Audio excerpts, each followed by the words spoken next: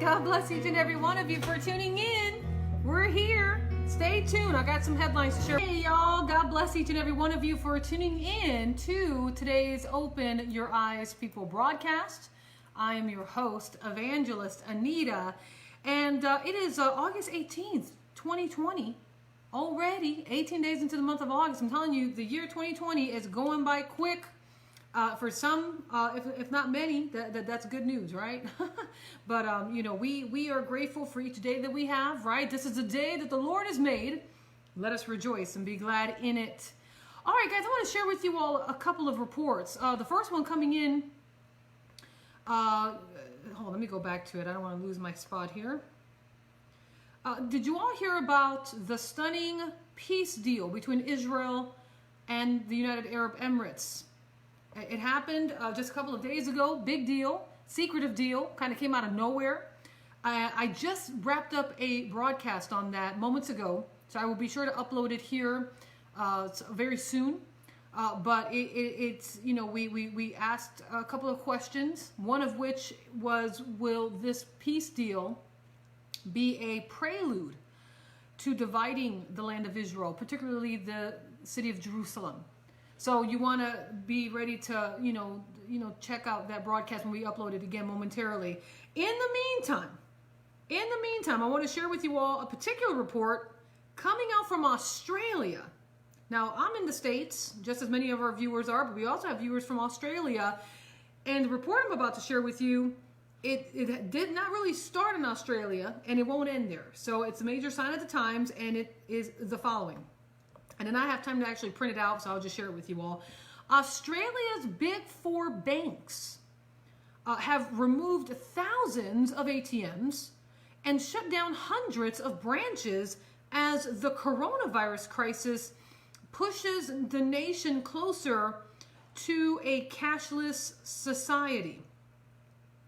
So apparently in Australia, within the past 48 hours, it has been reported that at least 2,150 ATM terminals have been removed across that country in the recent June quarter alone.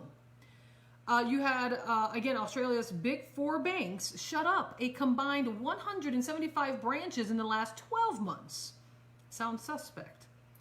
Also, sparked by COVID-19, they claim, as Australia moves closer to becoming a cashless society. All right, folks, that's a major sign of the times that we're living in. It's a precursor. When we're talking about a cashless society, and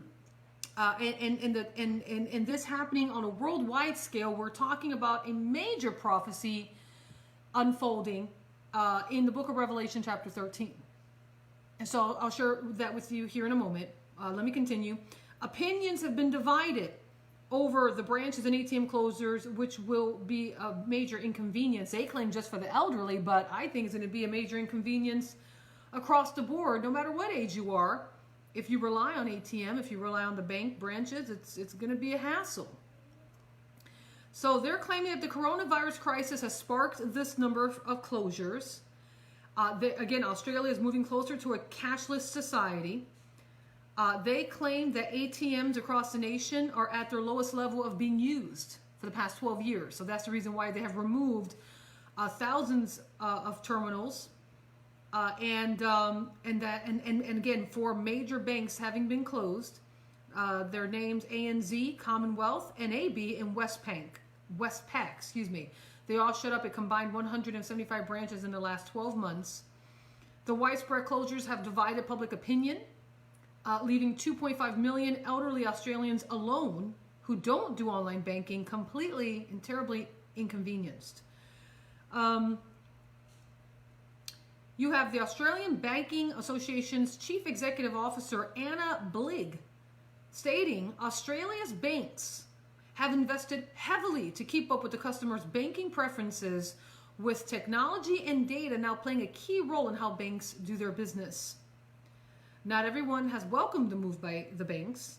National Seniors Australia Chief Advocate Ian Heskey said many of the elderly feel more comfortable using cash amid a fear of being scammed online, especially because that's commonplace. It's gotten so terribly common that elderly people have been the victims of scams for years. And so many of them don't want to do any online banking. They feel much more comfortable using cash. And now you have this move making it extremely difficult for them. You have ATM and branch closures having also divided public opinion.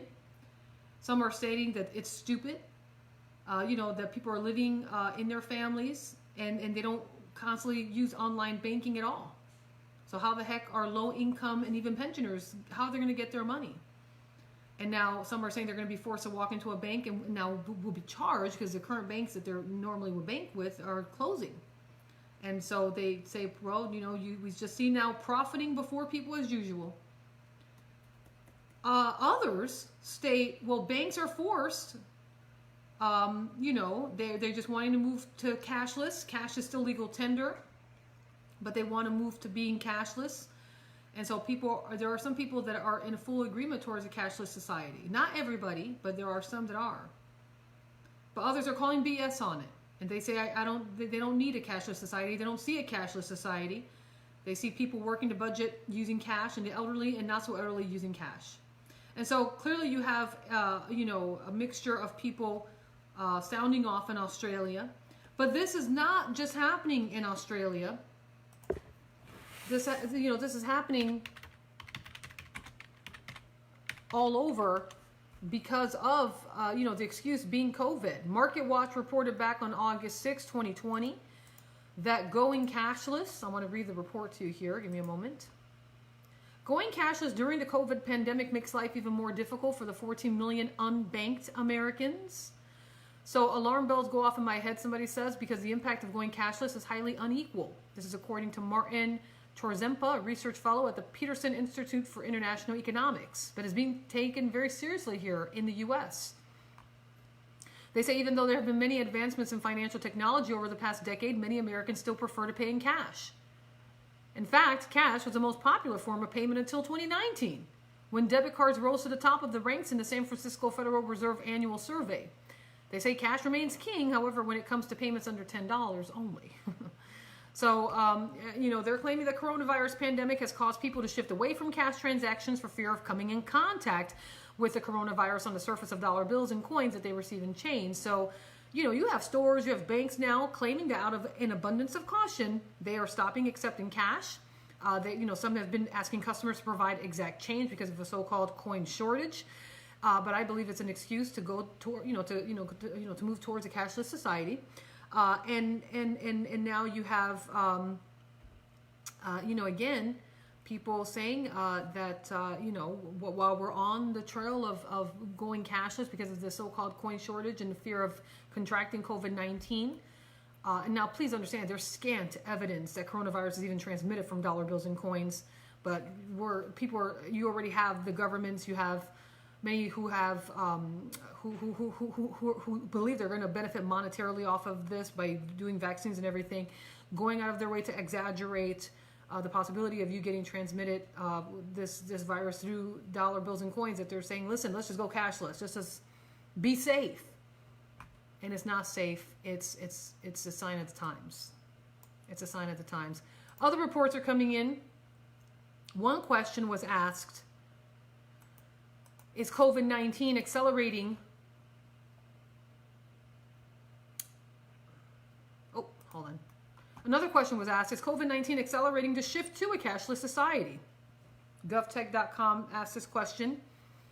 And they said the coronavirus pandemic is accelerating the trend toward a cashless economy. As people limit their contact with one another, many businesses have been conducting operations online or by phone. So, you have some people saying, listen, you got to keep up with technology. To operate as just as cash, to operate as just a cash business today is a killer mission. It's one that will bring death. And they're just claiming that you're not going to succeed if you don't eliminate cash. Folks, we're living in the last days. These are major signs of the times. I want to hear from you. I want to know what you all have to say. I want to know your perspective. I know we have a church chat. We have just a chat room available right now on Facebook. We're only live on Facebook right now. I'll be sure to upload this to YouTube, momentarily. But I want to see some of your comments. I want to know what you all have to say. And I just want to hear from you. So let me just pull up the chat here. Jeffrey, you say cashless society is coming to America. Oscar says it's time to get ready, y'all.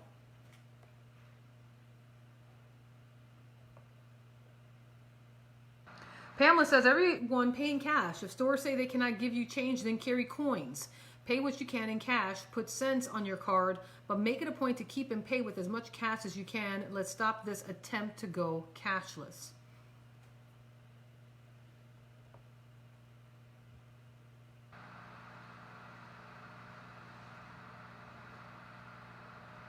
Charlene says cashless means everything we purchase will be tracked and taxed. There's so much wrong with the cashless society.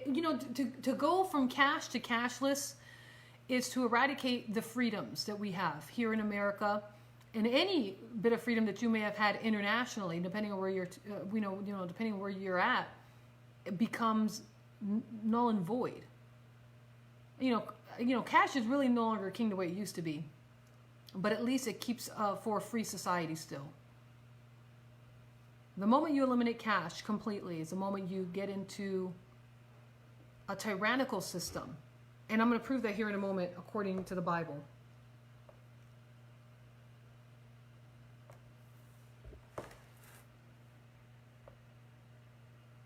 Wayla says, Wendy's has assigned to pay with card or have exact change. I don't believe there is a coin shortage.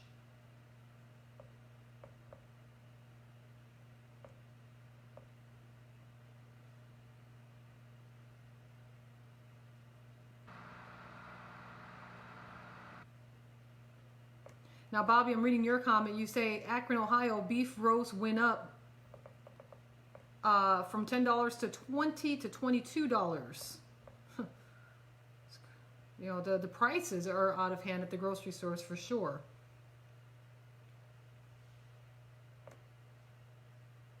Shell says there's not a coin shortage. They are taking them to make it look like it so they can make a cashless society. It's the beginning of the one world order.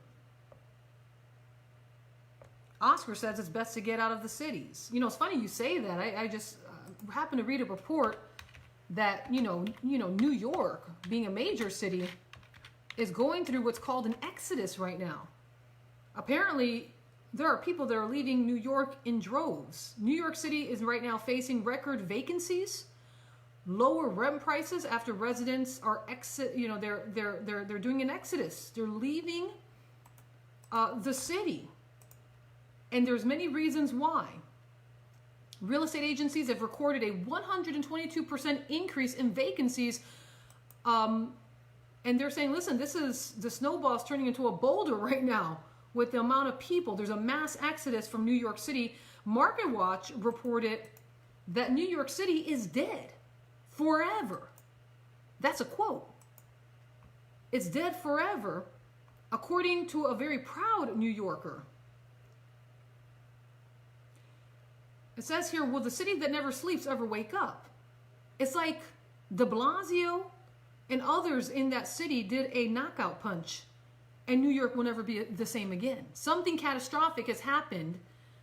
You have, the COVID-19 being used as an excuse for the death of Babylon, if you will. Now, of course, many people believe that New York City is modern day Babylon. I believe Babylon is a world system according to Scripture. But the point is that many are asking, will the city that never sleeps ever wake up? Who gave her a sucker punch and knocked her out? Is she dead? According to James Altucher, who's a best-selling author and former hedge fund manager and a former Market Watch columnist, he says that New York City is dead forever as its residents come to grips with the reality of the coronavirus pandemic and what it means for the fate of the Big Apple. He says, listen, I love New York. I love New York City. When I first moved to New York City, it was a dream come true. Every corner was like a theater production happening right in front of me. So much personality, so many stories. He says, but is New York City worth it anymore? It's dead on arrival. It's dead forever. And, many people are tapping their shoulders, de Blasio being one of them. saying, hey, we needed to do our best to try to protect the city. No, it was an agenda. Something is happening for sure. Diehards, New York dieharders who said they would never leave are actually leaving in droves. Isn't that crazy? Now, they're saying there are several reasons why. Now, we'll continue on with the report. Apparently, again, the question is remaining. Now, New York is just one city out of a few that are having this major exodus. The question is being posed: will the city ever bounce back, New York, because of the type of bruising that it took? It took a severe beating because of the excuse being the COVID-19 crisis. And so the question was posed: will the city ever bounce back? And many are saying, no, not this time. Now, we've suffered a lot. We've gone through 9/11. We've had our punches. We've had our bruises. We've had our, we've had some that have tried to hit us hard, and we were able to always come back, but not this time. Will it remain the center of the financial universe? Others are saying, no, not this time. There are several reasons that people are claiming why. First, they're saying that the center of the city is empty. Even though people are allowed to go back to work now, they're not going, he said. For instance, the Time Life building in Midtown Manhattan, massive building, always busy, has now become a complete ghost town. He says businesses have realized that they don't even need their employees at the office anymore. They're saving tons of money. They've realized that they're even more productive when everyone's at home.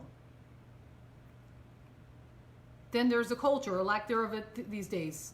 Broadway and its plans to open some version of itself next year at the earliest. Broadway is shut down. That's never happened.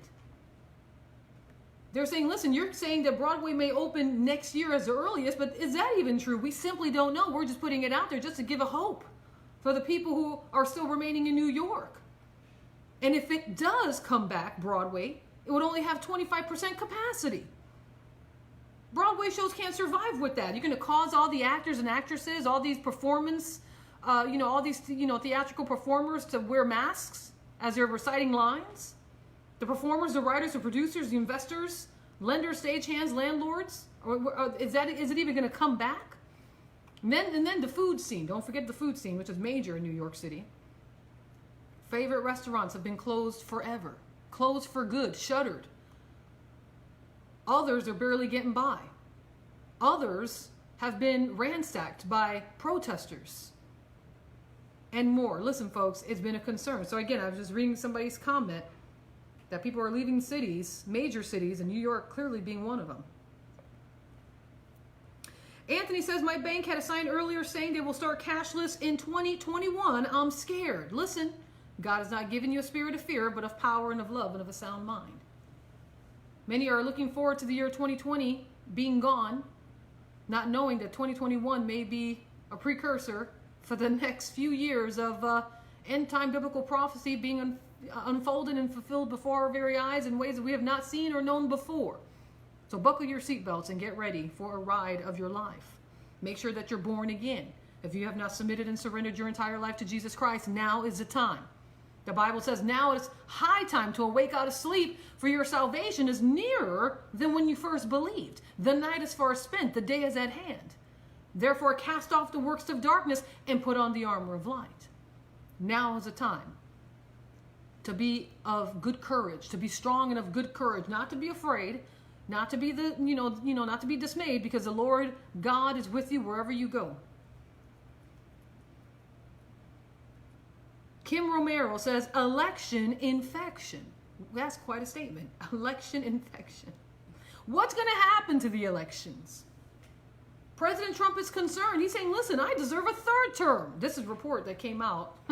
Where did I read that report? Let me pull it up real quick. Many are crying foul. They're saying, listen, we can't do this mail-in ballots. We can go to our retail stores and restaurants and still eat and go about our business as best as we can with a mask or no mask on, when we could go in person and vote. I don't trust the mailing systems. And what's up with China? Why are people getting packages of seeds and now facial masks from China. What did they, to me, there's something fishy. There's like a connection between China and these weird packages that many Americans are receiving during this time of election season, and now the strife with the U.S. Postal Service and mail ballots because of it being an election season and also a so-called pandemic. Timing, I tell you. Election infection indeed, Miss Kim Romero. Anyway, a report came out just hours ago. A very serious President Donald Trump says he wants to run for a third term. And he says the reason why, he says, is because, well, he gives a couple of reasons. Number one, he says, they spied on me. I'll get to that here in a moment. The next reason he puts out there, again, this just came out 4 or 5 hours ago. He says he should get a redo of 4 years. He wants to run for a third term after he gets reelected. Now, this is a report here. It says President Donald Trump believes he should get a third term after he gets reelected in November. Speaking in Minnesota, and now some of you actually heard him say this, President Trump brought up the possibility of him running once again in 2024, despite it being unconstitutional. He says, and I quote, now again, this is from the actual rally that he had in Minnesota. He says, listen, we're going to win 4 more years, Trump stated during his rally. However, it was what he said next that caught the attention of everyone. He says, and then after that, we're going to go for another 4 years. Hey, this ain't Russia. Because, you know, Putin's been in office forever. Okay, I'm just using that as an example. Anyway, he rationalized this shocking statement by suggesting it's only fair after they spied on my campaign, he says. Because of that, Trump feels he should get a redo of 4 years, whether or not he was serious or not. This would completely go against, obviously, the 22nd Amendment of the U.S. Constitution, which says that no person should hold office for more than 2 terms, because you could get into a type of dictatorial situation where, you know, once they're in, they won't want to leave. Now, of course, there's been a couple of instances in presidential history. I believe 2 presidents did run for a third term. It was a very unique situation. It probably won't fly here, but there's probably a reason why President Trump stated this. Outside of the fact that he says that that they spied on his campaign, he probably got the notion that third term is possible because it did happen again in U.S. history, in U.S. presidential history. Again, I believe twice. I don't know the 2 presidents' names right off the bat, but it happened. Anyway, we have the 22nd Amendment for a reason, though. And so the 22nd Amendment is for the protection of our U.S. Constitution, of our rights and freedoms as Americans here in the U.S., to keep our republic, to keep our nation free. So the 22nd Amendment does say that no person should hold office for more than 2 terms. And the only person to be elected more than 2 terms was Franklin D. Roosevelt. Okay, so that's one. I want to say there was a second one, but I have to double check now. They claim that he was the only one that was elected more than 2 times. Franklin D. Roosevelt, he was voted in 4 times prior to the amendment being ratified in 1957. So he just barely got in before it was ratified. Is that where President Trump got the idea of it being possible? Maybe. There are people who probably want him to run a third time, and probably others that would want him to be president forever. But here in the U.S., we must abide by our Constitution because that is what keeps us free as a nation. It's very important. We want to stay free. It's not bad to have a favorite, but it can be dangerous if you allow them to be your God, or in this case, a leader for life. So you want to be careful. Anyway, very interesting statements from President Trump. And actually, I think I got a soundbite. Let me play the soundbite, and then we'll move on. We are going to win 4 more years.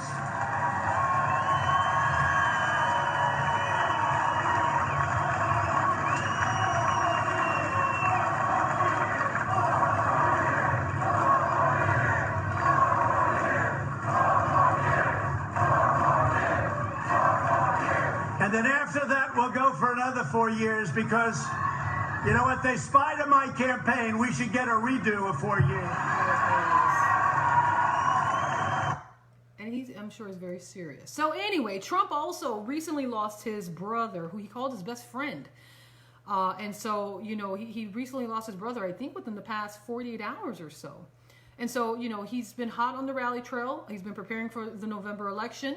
Right now, he's going to be facing off against former Vice President Joe Biden. He was, Joe Biden was the vice president under the Barack Obama administration. He recently selected Senator Kamala Harris as his running mate.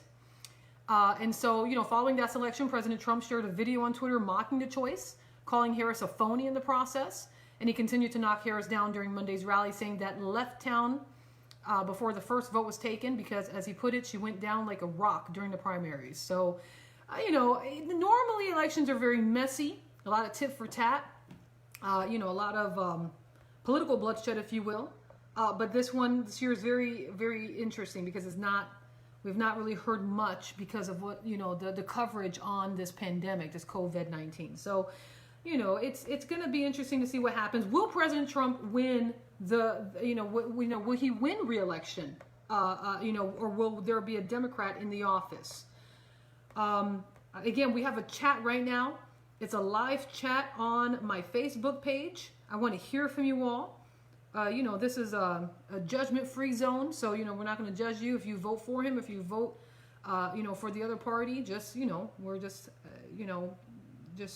sharing with each other for tonight's broadcast. M. Wayne says, Kamala Harris researched her own background. Her family's great wealth was made from selling Africans into slavery from their plantation. Wow. Consuelo says, Trump should get 12 years in the White House. That's quite a statement. Anthony says, I don't do politics, but Joe Biden is a pedophile. There's videos of him touching and kissing young children on camera. Yeah, Joe Biden's been known as Creepy Joe. And I think there's reason why, just as you stated, there's been footage of him or pictures of him kissing children or biting them on the cheek in very weird ways. Very uncomfortable footage of him, even with close young relatives or those that have somehow been selected to be in his presence as former vice president. It's very interesting, very weird, and again, very just disconcerting to look at. So yeah, again, he's been dubbed the name Creepy Joe. I'm sure for that reason. Erica says, that sounds like a joke. I think I heard Obama say he wanted 4 more years after his term.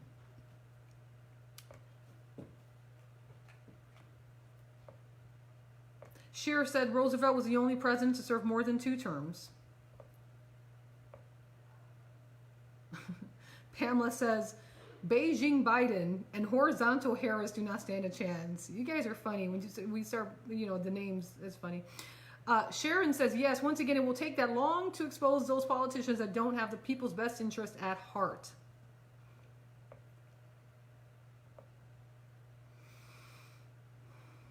Jeannie says, Kim Jong-un, which is the president, the leader of the nation of North Korea, she says, Kim Jong-un has ordered pet dogs to be used for food amid meat shortage. It's the times we are living in. All right.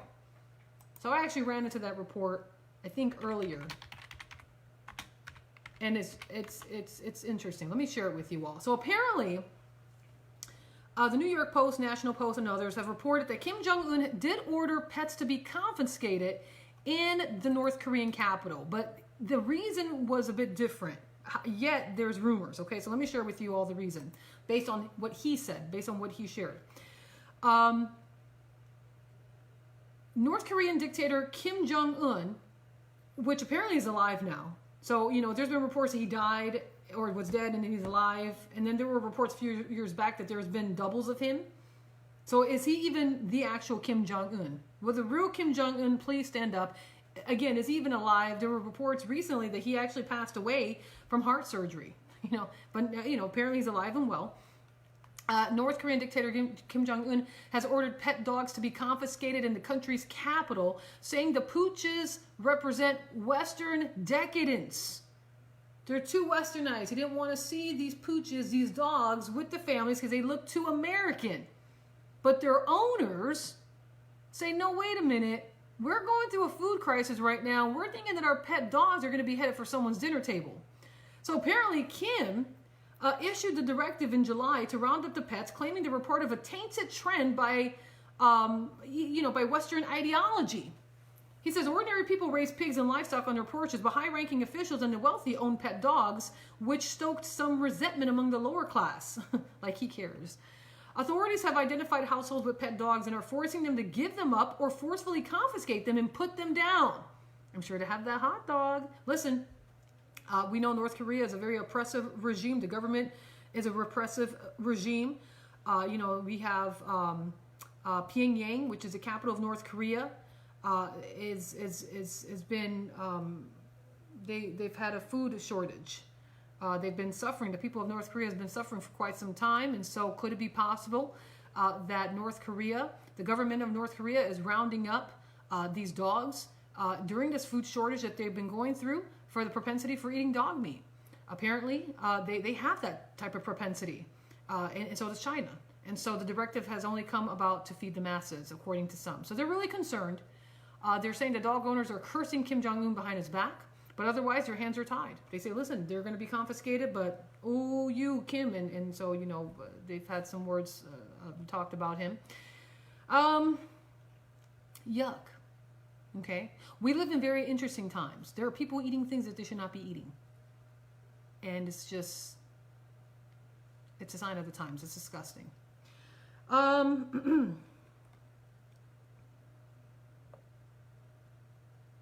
Pamela says, my prediction, Trump will take 48 states, if not more. All right.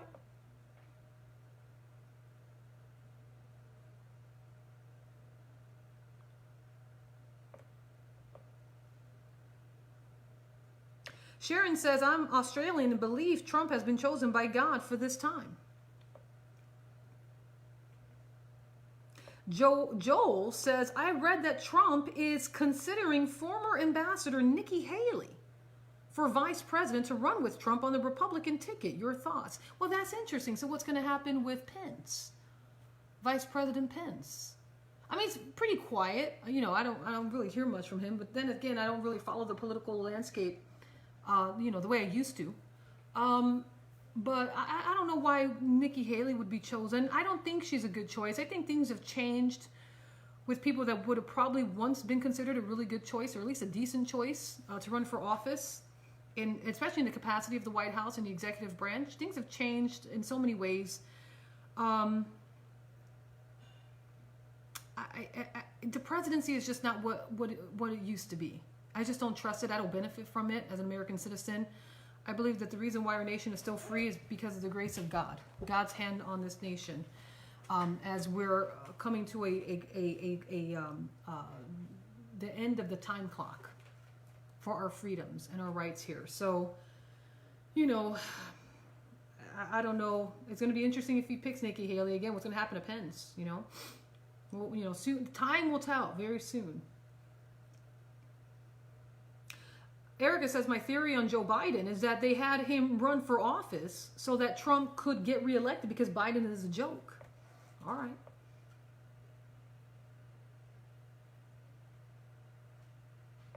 Lisa says, according to prophets, Kim Clement, who's no longer alive, apparently he passed away a few years back, Tracy Cook, now I don't know many of these people, if any of them really. I knew of Kim Clement because I remember seeing him on Christian television years back.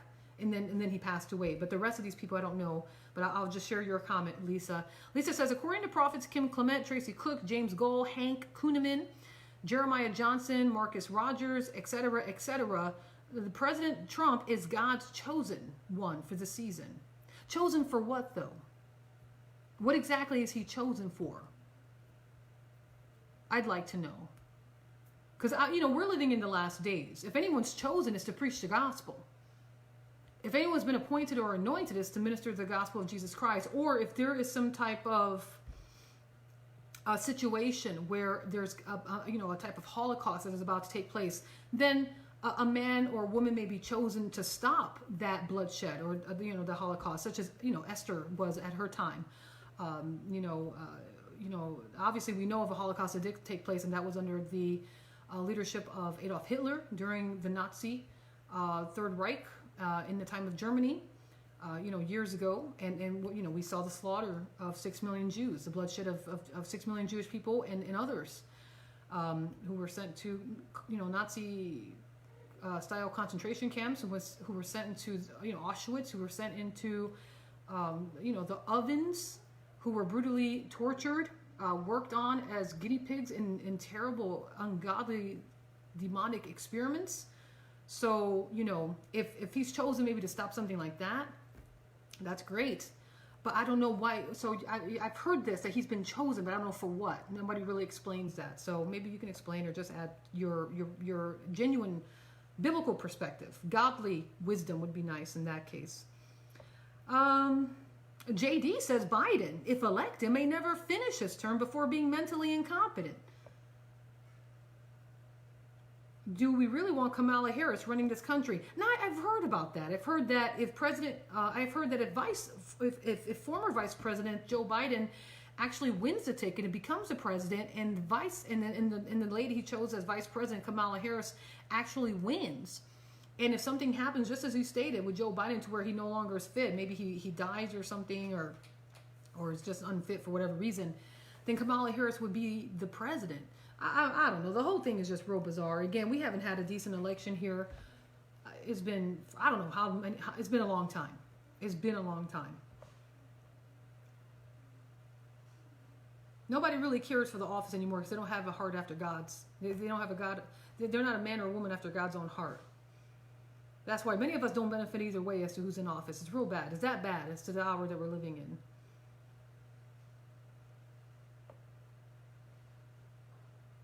D says Kim Jong-un went missing in action when the China virus hit. China and North Korea are allies.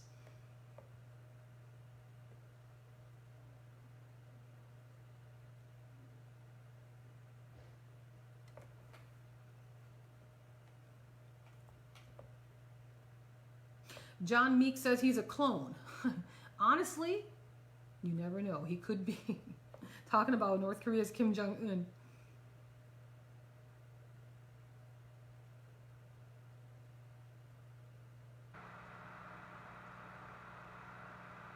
Really? Okay. Mr. Joe says the article says that VP Pence has suggested. All right. That's interesting. I wonder if Pence no longer wants to be vice president if President Trump does win a second term.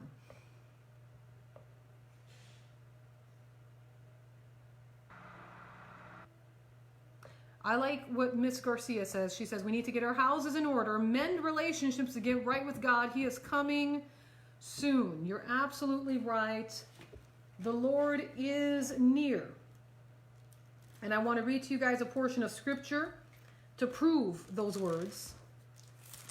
It is found in the Gospel of Mark, chapter 13.